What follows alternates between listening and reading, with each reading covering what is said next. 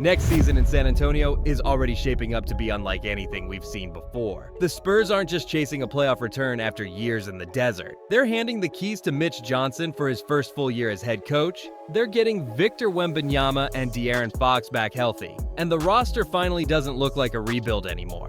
It looks like a team ready to move forward. But there's another storyline.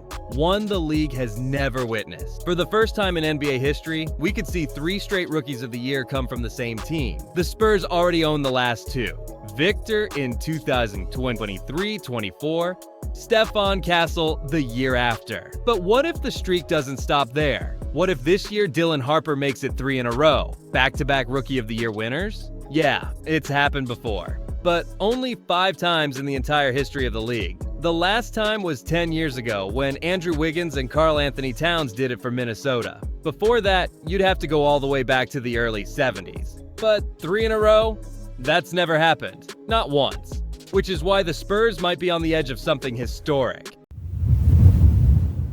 The streak really started 2 years ago with Victor Wembanyama. His so-called main rival for Rookie of the Year was Chet Holmgren, technically a second-year guy, playing on a team that was winning a lot more games. Looking back now, that whole Wemby versus Chet narrative was manufactured. ESPN segments, debate shows, people needed something to argue about.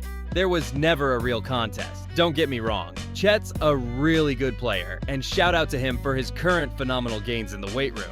But him and Wemby, they're just on different levels. And Wembanyama proved it in the most direct way possible. That head-to-head moment against OKC, when he erased Chet at the rim in the clutch. One possession that made it crystal clear who runs that matchup. That set the tone for what would become a Spurs streak in the Rookie of the Year race. Last season, Victor passed the torch to Stephon Castle, the number 4 pick, who kept the streak alive. He got off to a slow start, losing ground not just to Jared McCain in Philly, but to several other rookies early on. But then things started clicking. Castle got more confident, earned more minutes, and started piling up points. He lit up the All-Star game as the leader of the rookie team and even crushed the dunk contest, losing only to professional dunker Mac McClung.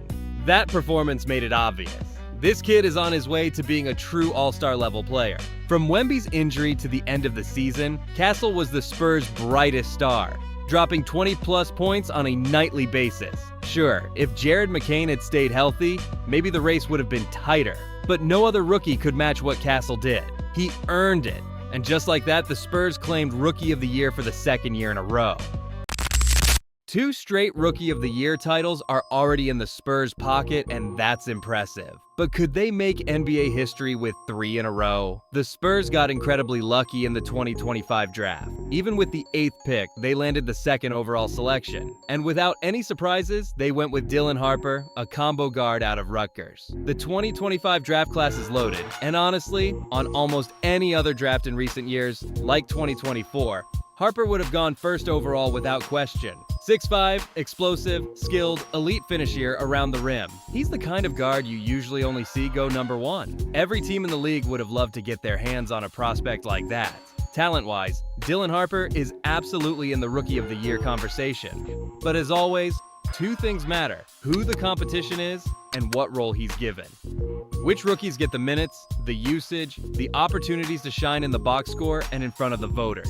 That's what will ultimately decide if the Spurs can pull off something the league has never seen. 3 ROTY awards in a row. Let's not ignore the elephant in the room. The main obstacle here is Cooper Flagg, the main product and Duke graduate who landed in Dallas. Flagg is the clear favorite for Rookie of the Year this season. He's a physical freak, a versatile playmaker, an elite defender, and some are already calling him a generational talent and the most complete player since LeBron.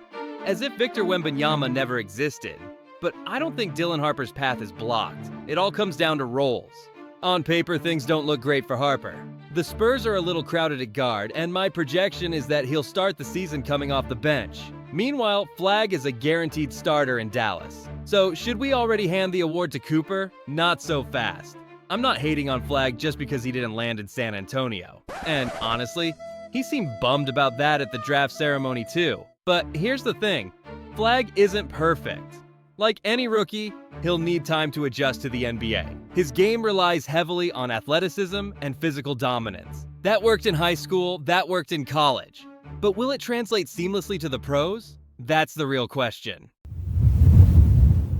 Here's where it gets interesting. Dylan Harper coming off the bench might actually work in his favor. Instead of carrying the team from day one, he can gradually ease into the league, find his rhythm, and shine against bench players. Limited minutes can mean more energy, more focus, and cleaner production. Every appearance becomes a chance to rack up stats and impress voters without the pressure of leading a team right away. Cooper Flagg, on the other hand, faces the opposite challenge. Everyone expects him to be one of Dallas's primary leaders immediately. The spotlight is relentless. Every possession, every play will be scrutinized. The pressure to perform as a starter day in and day out can lead to fatigue, mistakes, and inconsistency, especially early in the season.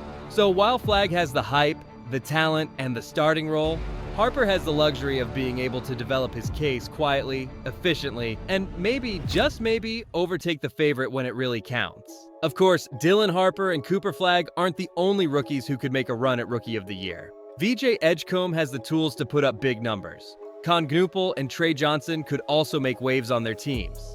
And don't sleep on Ace Bailey. He might quietly put up strong stats in Utah. But despite all the potential challengers, the race really comes down to two players: Flagg and Harper. Everyone else could make noise, surprise us, or even steal a few headlines. But when it comes to the actual award, the spotlight is squarely on these two. It's shaping up to be a showdown between talent, opportunity, and how each player handles their role. Back-to-back-to-back Rookie of the Year might sound like a fantasy, but the Spurs have really built an environment where it's possible. 2 years in a row, the award has come to San Antonio, and now Dylan Harper has the talent, the opportunity, and the system to potentially make it 3. Even if Harper doesn't end up winning, the very fact that this conversation is happening tells you everything about where this franchise is heading. They've become a team that develops stars, gives them the right roles, and creates chances for history to happen. So the question remains, will Harper make history, or is this too wild even for the Spurs fairy tale? Drop your thoughts in the comments.